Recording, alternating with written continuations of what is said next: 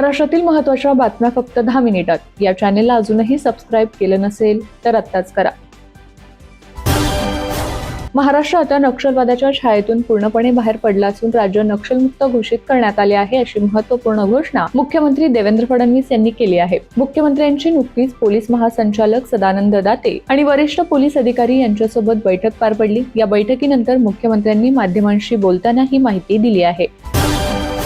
तब्बल 15 वर्षांनंतर देशव्यापी नव्या जनगणनेची प्रक्रिया 1 एप्रिल पासून सुरू होणार आहे. यापूर्वी 2011 मध्ये जनगणना झाली होती. देशाच्या विविध धोरण निर्मितीसाठी जनगणना 2027 अत्यंत महत्त्वाची मानली जात आहे.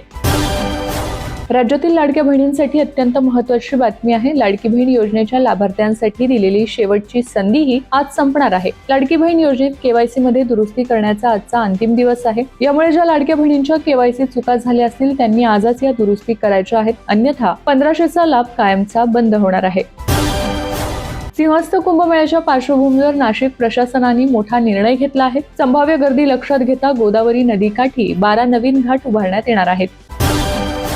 काही शहरांमध्ये पीएनजी सुविधा उपलब्ध असूनही अनेक नागरिकांनी त्यासाठी अर्ज केलेला नाही. अशा ठिकाणी जर पीएनजी लाईन पूर्णपणे कार्यान्वित झाली आणि नागरिकांनी 3 महिन्यांच्या आत अर्ज केला नाही तर त्या भागात एलपीजी सिलेंडर सेवा बंद केली जाऊ शकते. मात्र हा नियम संपूर्ण राज्यासाठी लागू नसून केवळ पीएनजी सुविधा उपलब्ध असलेल्या शहरी भागांपुरता मर्यादित असेल, असे अन्न व नागरी पुरवठा मंत्री छगन भुजबळ यांनी स्पष्ट केले आहे.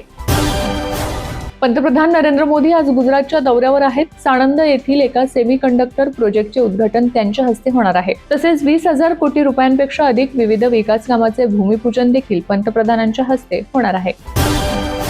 ज्या पोलिसांनी माओवाद संपवण्यासाठी शहिदी दिली, ज्या लोकांनी किमान 3 वर्षे C60 दलात काम केले, त्या सगळ्यांना C60 मेडल देण्यात येणार असल्याची घोषणा मुख्यमंत्री देवेंद्र फडणवीस यांनी केली आहे. राज्यातील वातावरण अस्थिर राहण्याची शक्यता असून अनेक भागांमध्ये मेघगर्जना, विजांचा कडकडाट, वादळी वारे, गारपीट व हलका ते मध्यम पाऊस होण्याची शक्यता आहे. विशेषतः पश्चिम महाराष्ट्र, मराठवाडा, विदर्भ आणि काही कोकण भागात हवामानाचा परिणाम अधिक जाणवू शकतो. हवामान विभागाच्या अंदाजानुसार पुढील काही दिवस पावसाची शक्यता कायम असणार आहे. ग्रामीण भागातील अर्थव्यवस्थेला चालना देत शेतकऱ्यांचे उत्पन्न वाढवण्यासाठी राज्य शासनाने मुख्यमंत्री ग्रामीण पशुधन उद्योजकता योजना सुरू केली आहे. या महत्वाकांक्षी योजनेच्या माध्यमातून दुग्ध व्यवसाय, शेळी मेंढी पालन तसेच कुक्कुटपालन यांसारख्या पूरक व्यवसायांना प्रोत्साहन दिले जाणार आहे. या योजनेअंतर्गत कुक्कुटपालन करणाऱ्यांना तब्बल 30 लाख रुपयांपर्यंत रक्कम दिली जाणार आहे. 1 एप्रिल पासून पॅन कार्ड करिता अर्ज करण्याच्या नियमात बदल होत आहेत. जर तुम्ही 31 मार्च पर्यंत अर्ज केला तर केवळ आधार कार्डच्या आधारे पॅन कार्ड तयार होऊ शकते. पण 1 एप्रिल पासून पॅन कार्ड साठी अर्ज करताना तुम्हाला आधार कार्ड सोबत अन्य काही कागदपत्रही जमा करावी लागणार आहेत. या कागदपत्रांमध्ये जन्म दाखला, मतदार ओळखपत्र, पासपोर्ट, ड्रायव्हिंग लायसन्स, मॅट्रिकचे प्रमाणपत्र किंवा मॅजिस्ट्रेटने जारी केलेले प्रतिज्ञापत्र यांचा समावेश आहे. उद्योगांना सौर ऊर्जा प्रकल्प उभारण्यासाठी MIDC मधील उपलब्ध जागा 30 वर्षांच्या दीर्घकालीन करारावर उपलब्ध करून दिली जाईल. त्यामुळे उद्योगांना वीज खर्चात बचत होऊन स्वयंपूर्ण ऊर्जा व्यवस्था उभारता येईल. इच्छुक उद्योगांनी पुढाकार घेतल्यास आवश्यक त्या सर्व सुविधा उपलब्ध करून देण्यात येतील, अशी ग्वाही उद्योग मंत्री उदय सामंत यांनी दिली आहे. इंधन दरवाढ, भूराजकीय तणाव आणि विमान कंपन्यांच्या मर्यादित क्षमतेमुळे नागरी हवाई वाहतूक महासंचालनालयाने 2026च्या उन्हाळी हंगामासाठी देशांतर्गत उड्डाणांमध्ये 22% कपात केली आहे. यामुळे आठवड्याला सुमारे 3000 उड्डाणे कमी होणार असल्याने विमानाचे तिकीट दर वाढण्याची आणि काही मार्गांवर विमान उड्डाणे मर्यादित होण्याची दाट शक्यता आहे. राज्यात अनधिकृतपणे वास्तव्य करणाऱ्या बांगलादेशींना शोधण्यासाठी ITIच्या माध्यमातून नवीन यंत्रणा विकसित करण्यात येणार आहे. यासंबंधीची माहिती राज्याचे मुख्यमंत्री देवेंद्र फडणवीस यांनी दिली आहे.